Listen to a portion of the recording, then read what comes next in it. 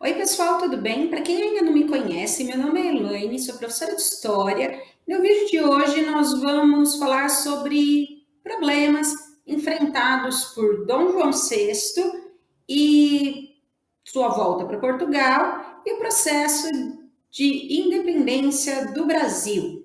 Falamos no vídeo passado sobre as mudanças que Dom João levou ao Rio de Janeiro e também sobre a Revolução Pernambucana. Só que Portugal estava num estado de descontentamento muito grande desde 1807. E mesmo os franceses sendo expulsos de lá, as coisas não melhoraram. O que nós vamos ver no vídeo de hoje.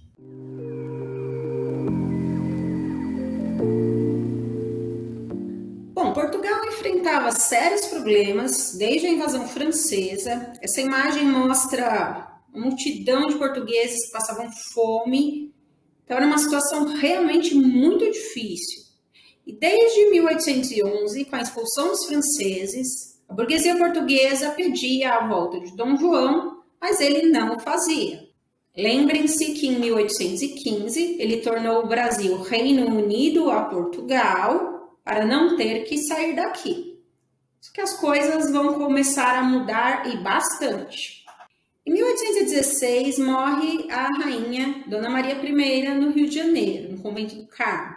E Dom João é proclamado rei com o título de Dom João VI. E a burguesia portuguesa exige a sua volta ao país, o que não acontece. Em novembro de 1817, seu filho, Dom Pedro de Alcântara, casa-se com a princesa Leopoldina da Áustria. Um casamento arranjado, como era naquela época, um casamento que nunca foi muito bem sucedido, porque Dom Pedro tinha vários relacionamentos extraconjugais e não escondia de ninguém, inclusive o mais famoso deles com a Domitila de Castro, que depois virou Marquesa de Santos, e nada da situação mudar aqui. Dom João continuava, as pessoas pediam para ele voltar, exigiam, e ele não voltava. Aí, em agosto de 1820, a burguesia portuguesa não aguentou mais.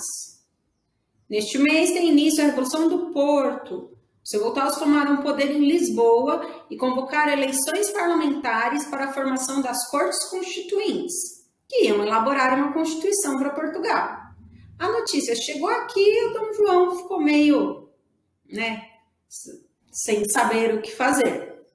Dessas cortes constituintes participaram a maioria de deputados portugueses, mas também deputados brasileiros e deputados de outras colônias de Portugal. Discutiram muito sobre vários assuntos. O motivo principal de briga entre portugueses e brasileiros nas cortes constituintes era a recolonização do Brasil. Os portugueses queriam que o Brasil voltasse a ser colônia de Portugal e que os portos fossem fechados, o que os brasileiros não aceitaram, óbvio.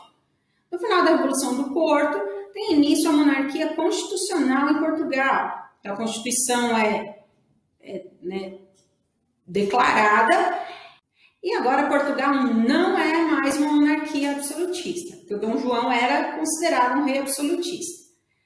A Constituição portuguesa garante a tripartição de poderes, executivo, legislativo e judiciário, a liberdade de expressão e o restabelecimento dos antigos laços entre Brasil e Portugal. O que aqui no Brasil vira uma coisa extremamente, vamos dizer assim, irritante para os brasileiros. Pressionado, em abril de 1821, Dom João VI volta a Portugal. Só que deixa aqui seu filho, Pedro de Alcântara, como príncipe regente. Então, assim, eu vou e você fica que eu vou ver o que vai acontecer. Oficialmente, no dia 23 de setembro de 1822, é proclamada a primeira Constituição Portuguesa. Só que Dom João VI foi e Dom Pedro ficou. Então, assim, filho, eu vou ver o que está acontecendo e deixo você aqui tomando conta do Brasil. Dom Pedro se vê no meio de um impasse. A burguesia portuguesa queria que ele voltasse e queria recolonizar o Brasil. As elites brasileiras queriam manter a liberdade econômica e política já conquistada. E o Dom Pedro começa a se envolver com lideranças políticas no Brasil. E Isso faz com que os portugueses exijam a sua volta imediata a Portugal, o que leva a uma série de embates e desentendimentos entre as duas partes. As elites brasileiras, que já tinham conquistado a liberdade política, uma certa liberdade política e a liberdade econômica, ficam com medo de que aconteça algum movimento popular aqui no Brasil. Então começam a cercar o jovem príncipe regente.